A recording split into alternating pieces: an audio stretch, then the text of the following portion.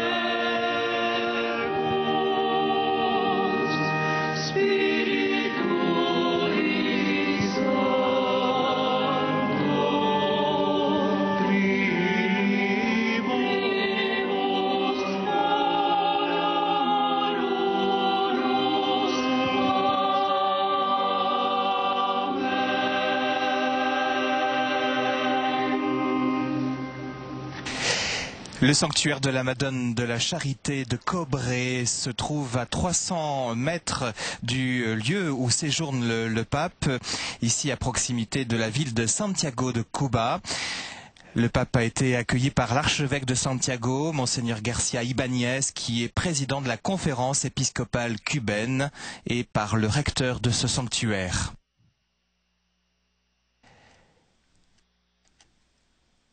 La Madone de la Charité de Cobre est donc reconnue depuis plusieurs années déjà comme la patronne principale de l'île de Cuba.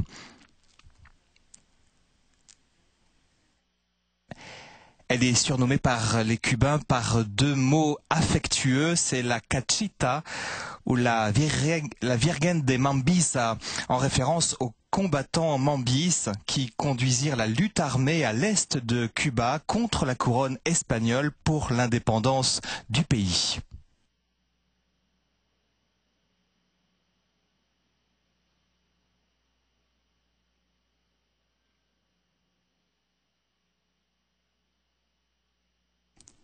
Alors, un petit mot sur cette histoire de la Madone de la Charité. L'histoire raconte qu'un petit garçon de 10 ans, un esclave noir, accompagne en mer dans une barque les frères Juan et Rodrigo de Hoyos. Nous sommes donc plusieurs siècles en arrière. Ce sont des indigènes indiens partis à la recherche du sel. Et à travers le brouillard, une lumière blanche scintille devant leurs yeux quand ils découvrent l'image de la Madone. Cette Madone que l'on voit porte une tablette où est écrit en toutes lettres « Je suis la Vierge de la Charité ». Elle est emmenée dans la commune de Cobre, c'est pour ça qu'on l'appelle la Madone de la Charité de Cobre, et sa renommée est immédiate dans toute l'île. Nous fêtons donc cette année le 4e centenaire de la découverte de cette statuette. Nel nombre del Padre, del Hijo y del Espíritu Santo. Amén. El Señor esté con ustedes. Virgen de la Caridad del Cobre, Madre de Dios, Vierge de la charité du cuivre, Mère de Dieu et notre Mère, Reine et patronne de Cuba, dans cette année jubilaire, pour les 400 ans de ta présence parmi nous, nous venons devant ton autel pour te présenter avec foi et amour nos besoins et aspirations. Sois bénie, Mère de tous les Cubains, qui dans tout bras nous offre ton Fils Jésus, qui par amour pour nous et notre salut est né pauvre à Bethléem, est mort sur la croix, et qui ressuscité et glorieux est le chemin, la vérité et la vie. Sainte Marie de la Charité, disciple et missionnaire, enseigne-nous à écouter et à vivre selon ta parole, à ne pas rester indifférent devant la souffrance humaine, à tendre la main pour pardonner et être pardonné, à respecter tous par amour, à dépasser la division, la rancœur et l'inimitié, à nous unir comme des frères, à être plus humains et meilleurs chrétiens. Enseigne-nous à aimer, à vivre la charité. Sois bénie, Vierge de la Charité, Mère de l'amour. Prie Dieu pour nous.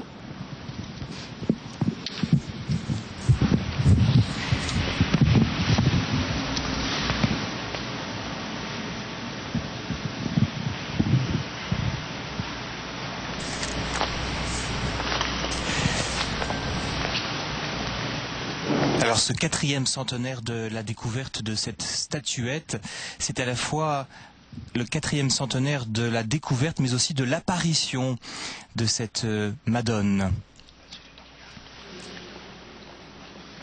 Une statuette de 60 cm de hauteur. Et les indépendantistes qui luttaient contre la domination espagnole confièrent leur lutte à la Vierge de la Charité. Et c'est donc à la demande du peuple cubain que Benoît XV, je dis bien Benoît XV, accorda le titre de patronne principale de la République de Cuba dans les années 1915-1920.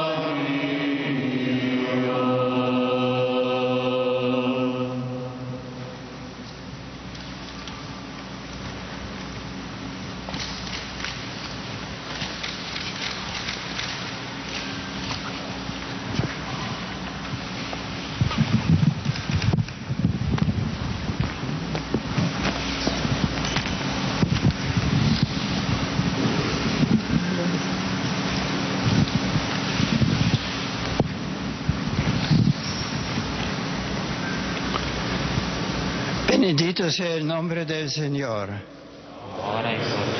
Nuestro auxilio es el nombre del Señor.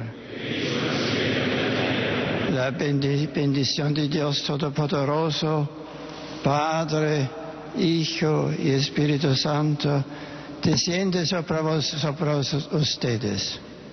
Amen.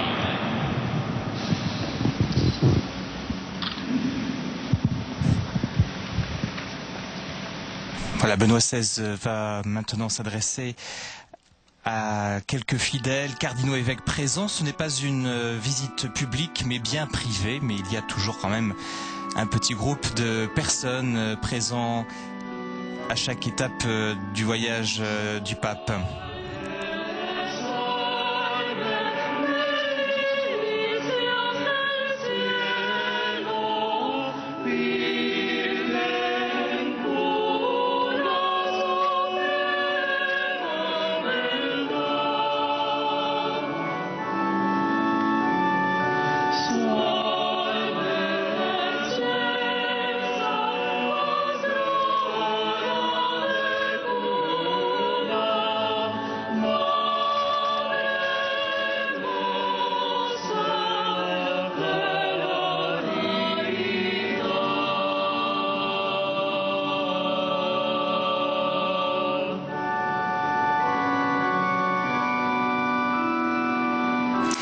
La statue fut couronnée par Jean-Paul II lors de sa venue à Santiago de Cuba en 1998.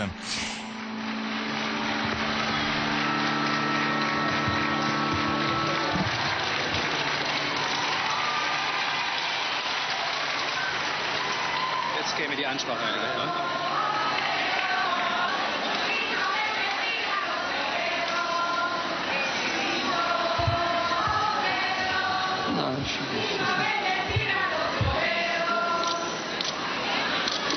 Queridos hermanos y hermanas, Chers sœurs et frères, je suis venu en pèlerin jusqu'à la maison de l'image bénie de Notre-Dame de la Caridad, la Mambisa, comme vous l'invoquez affectueusement. Sa présence dans cette localité de El Cobre est un cadeau du ciel pour les Cubains. Je désire saluer cordialement ceux qui sont présents ici. Recevez l'affection du pape et portez-la partout afin que tous fassent l'expérience de la consolation et de la force de la foi. Faites savoir à tous ceux que vous rencontrez, proches ou éloignés, que j'ai confié à la Mère de Dieu l'avenir de votre patrie, qui avance sur des chemins de rénovation et d'espérance, pour le plus grand bien de tous les Cubains. J'ai supplié également la Vierge très sainte pour les besoins de ceux qui souffrent, de ceux qui sont privés de liberté, séparés des personnes qui leur sont chères ou qui connaissent de graves moments de difficulté. J'ai déposé également dans son cœur immaculé les jeunes pour qu'ils soient d'authentiques amis du Christ et pour qu'ils ne succombent pas à des propositions qui laissent la tristesse derrière elles. Devant Marie de la Caridad, je me suis souvenu aussi de manière particulière des Cubains, descendants de ceux qui arrivèrent ici, venant d'Afrique, tout comme de la proche population d'Haïti, qui souffre encore des conséquences du tremblement de terre d'il y a 2 ans. Et je n'ai pas oublié tant de paysans et leurs familles qui désirent vivre intensément l'Évangile dans leur foyer et qui offrent également leur maison comme centre de mission pour la célébration de l'Eucharistie. À l'exemple de la Vierge très sainte, j'encourage tous les enfants de cette chère terre à continuer à édifier leur vie sur le roc solide qu'est Jésus-Christ, à travailler pour la justice, à être serviteurs de la charité et persévérants au milieu des épreuves. Que rien ni personne ne leur enlève la joie intérieure si caractéristique de l'âme cubaine. Que Dieu vous bénisse. Merci beaucoup.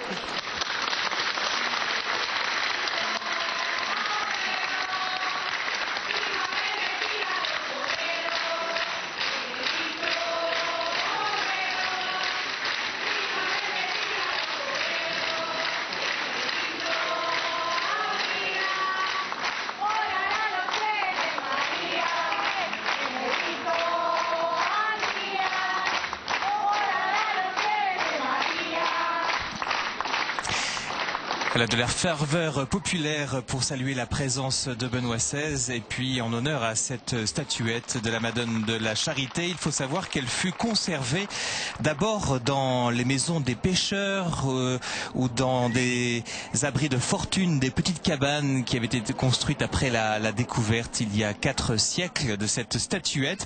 Et il faudra attendre 2 siècles plus tard pour que soit érigé le premier sanctuaire digne de ce nom. Ce fut en 1800. Il fut détruit en 1906, ce premier sanctuaire, par des mouvements de terrain dus à l'exploitation des mines très présentes dans la région. Et l'église que nous avons vue date donc de l'année 1927. Elle est de style architecture latine. Et donc elle abrite cette statuette, patronne principale de la République de Cuba.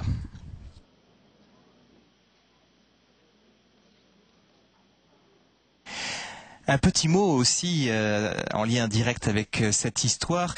En fait, sous l'autel de la statuette, sous l'autel où repose la statuette de Notre-Dame de la Charité de Cobre, eh bien, se trouvent des ex-voto de remerciements pour ce qu'a fait la Vierge dans la vie des hommes et des femmes. Et parmi ces ex-voto, eh bien, la médaille de l'écrivain Ernest Hemingway. En effet, on a su que, parce qu'il a exprimé lui-même le sens de ce geste lorsqu'il a reçu le premier prix Nobel de la littérature à la Havane. Il a déclaré que ce geste de remettre cette médaille à la Vierge de la Charité de Cobre était un hommage au peuple cubain qui avait inspiré son best-seller Le vieil homme et la mer.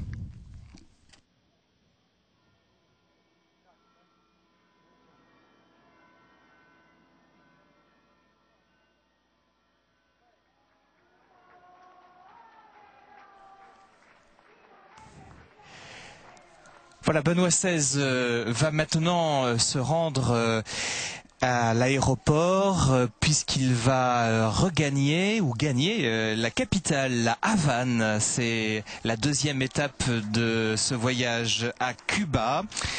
Il va rendre visite au Palais de la Révolution, une visite de courtoisie au président du Conseil d'État et du Conseil des ministres, Raúl Castro. Alors, rencontrera-t-il également le frère de Raúl, Fidel Castro? Eh bien, c'est la question que l'on se pose tous. Selon, vraisemblablement, ce sera le cas, mais à confirmer. Dans la soirée, le pape rencontrera ensuite les évêques cubains pour un dîner à la Nonciature apostolique. C'est la dernière journée que le pape entame à partir donc de demain. Et rendez-vous donc pour cette visite de courtoisie au président Raúl Castro tout à l'heure à 12h30. Bon après-midi sur KTO.